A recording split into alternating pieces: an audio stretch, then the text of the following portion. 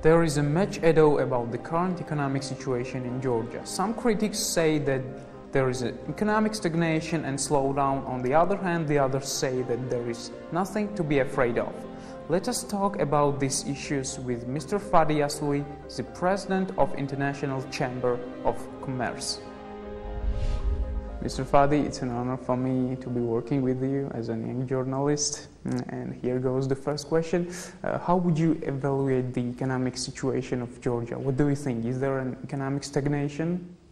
I mean, it's quite worrying, I would say. Things are not moving. In certain sectors, they're going backward. And I cannot evaluate it positively, unfortunately. I think that we have lost a window of opportunity after the elections. The government has passed many laws that were business unfriendly. They have backtracked on certain of those laws partially. Now they're looking to backtrack on other laws. But in general, the economic situation is not satisfactory. And what do you think, what steps should Georgia take to overcome some of the financial mistakes, some of the financial problems we have? The government needs to reverse all the laws that were business unfriendly, starting with the labor code law, with the competition law, with the immigration law. They already reversed it, but they need to improve it even more. The land on agricultural ownership. There are many laws that have passed, and of course we cannot forget stripping the National Bank from its supervision role on the commercial banks. All those laws have created a very bad business environment in the country and undermined the credibility of the government and the credibility of Georgia. So therefore the government needs to reverse all this and needs to stop implementing new hurdles and new barriers to business. They need to stop scaring business people, Georgians or foreign investors. They need to liberalize the market, and this is what they need to do. But unfortunately, there is a French proverb that says, no one is more deaf than the person who doesn't want to listen. They don't want to listen. They think that they're very smart, they're very bright, they're all Einsteins, and they're driving the country into the abyss. Yeah, and the next question is, what do you think, what should Georgian government do to increase foreign investment and to make better business climate? I think the answer will be the almost same, but what would you add? They need to promote Georgia better. They need to put an end to the exactions and the harassment of the revenue service of businesses, local and foreign. They need to allow businesses to expand. They need to stop scaring businesses with new legislation and with harassment. They need to remove the hurdles. And this is going to take time because, you know, Georgia was perceived a few years ago to be investor friendly. Unfortunately, the reputation was tarnished and confidence was lost. You know, it takes years to build trust, but it takes a very short period of time to destroy the trust. And I believe that, unfortunately, the trust was seriously undermined in the past 2 years, very seriously undermined. Yes, I agree with you. And what do you think? Increased prices of energy resources will prevent foreign investors from investing? What do you think? What do you mean? You mean, for example, the price of electricity, of oil? Yeah, oil, for example, or the other. Yes, this plays a role because, you know, when oil prices go down, countries that are rich in hydrocarbons stop investing because, you know, their resources become limited. And this impacts Georgia, that is very much dependent on foreign direct investment from countries that are rich in oil, whether it's the Gulf, Arabic Gulf, whether it is Iran, whether it is Azerbaijan, or even Russia. So definitely the price of oil or the decreasing price of oil has a negative impact on foreign direct investment in the country. Yes, and I want to ask, do you see any relationship between foreign direct investment and revaluation of Georgian currency? Yeah, of course there is a relation. You know that we have if I'm not mistaken, we have a negative trade balance of about $6 and some billion, okay? This is the negative trade balance. This means that we need to cover this amount with something, foreign currency, to keep the lari from devaluating. Okay. With what do you cover this? You cover it with remittances that come from the Georgian diaspora abroad. The remittances have decreased by 25% this year compared to last year. So already this is a problem. You cover it with money that comes from foreign visitors, tourists. They bring hard currency with them that they keep in the country. And you cover it with foreign direct investment.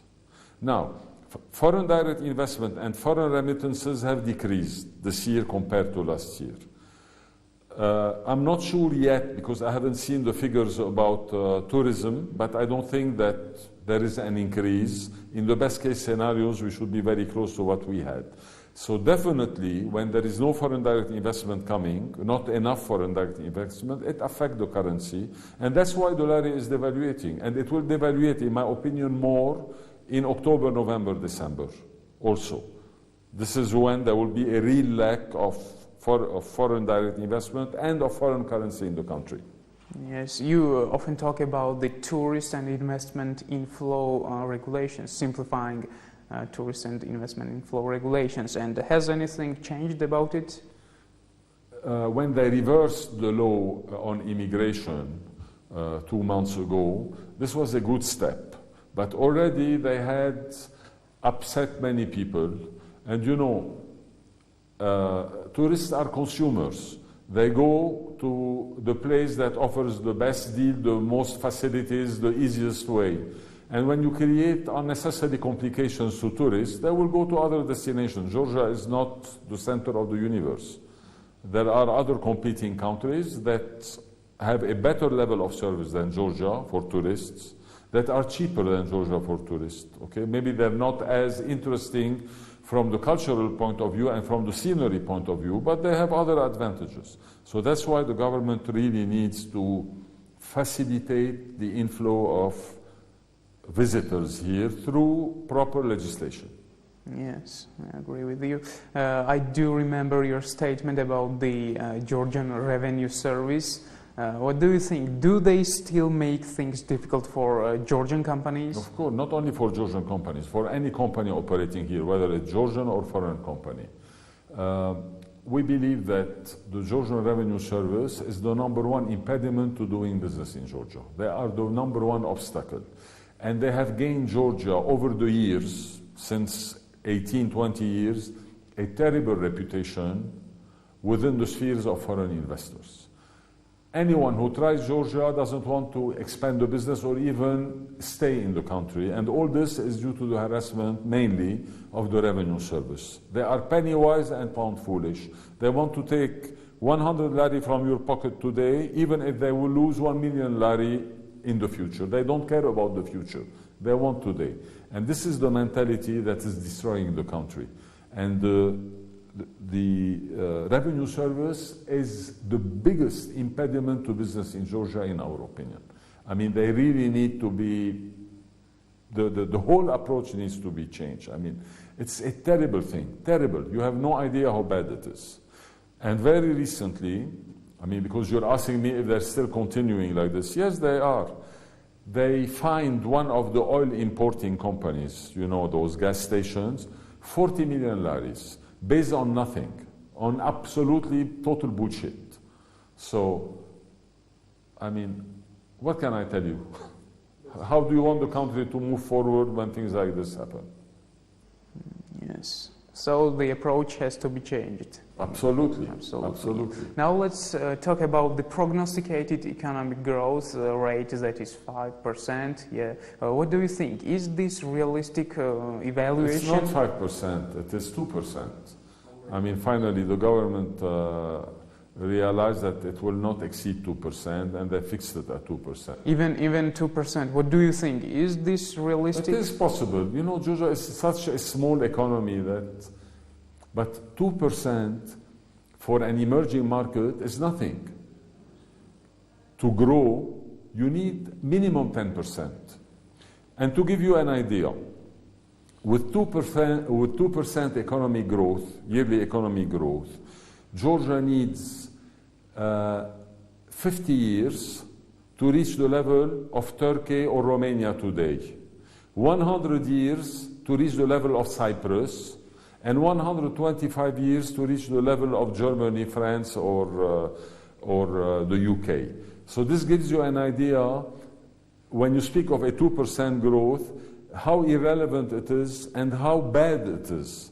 We cannot survive with less than 10% economic growth. And if we don't get a 10% economic growth, Georgia will get more poorer and poorer and poorer and poorer by the year. At a time other countries are moving forward. So the progress is very slow, yes. There is no progress. There is no progress. How can you progress? How can you progress when you have 2% growth and when France has 2% growth? You cannot compare. That's the problem. Totally agree with you. So, which projects launched by the government do you consider as successful, if any? I don't know. Frankly, I don't see, besides some hydropowers, I don't see any projects launched by the government. I'm speaking of infrastructure. I'm not speaking of social projects. I mean, social projects, in my opinion, they're all failures. But I'm speaking of infrastructure project, of bringing investment in. The only thing I can remember is few hydropowers, and even those who got involved in the hydropowers are not happy now because the lari has devaluated, the government is buying the power at a very low rate, and that doesn't make any sense for them from the investment point of view. This government didn't do any project that I can remember that I say, wow, that's a real good project. It's all about promises, and we have an investor who's going to invest next year, and we have another one who's going to invest the year after. But the bottom line, it's all blah, blah, blah, but we don't see anything happening. And we know the investors. They come to see us. They come to talk to us. What do you think? I mean, they go to the government and they believe what the government say.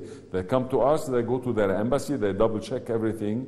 And very few investors are really willing to get on board in Georgia, and this is very sad. Yeah, and talking about investors, what would you advise to the potential investor trying to invest in Georgia, for example? Do you want me to be honest with you and with your viewers? Nowadays, I'm not advising anyone to invest in Georgia. This is to tell you. What can I do? You want me to lie to them? I was telling my colleagues yesterday, I told them, if I don't feel confident myself to invest $1 in Georgia, how can I encourage any investor to invest in Georgia? Why? To invest here and to get destroyed by the revenue service or by the competition agency or by the labor inspection? No, I'm not going to encourage any investor to invest in Georgia in the current situation. Of course not.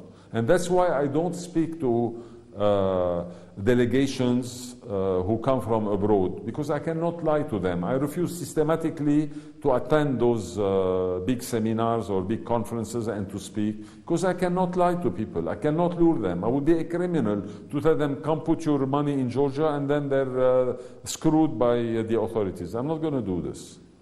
Okay, I knew you would say that. So the last question, Mr. Fadi, you have lived here for a long time. What would you say about the people of Georgia? What are the bad and the good habits of the society itself? You know what I mean? Look, one of the things that kept me in Georgia for 18 years are the people of Georgia.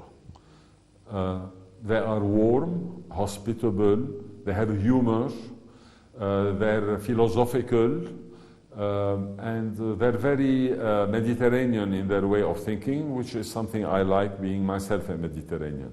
I think that the Georgians deserve better governments than the governments that they had. This is my personal opinion, and I hope that by some miracle they will get really a government that will lead this country forward and put the country on the map again, because unfortunately we're not on the map anymore.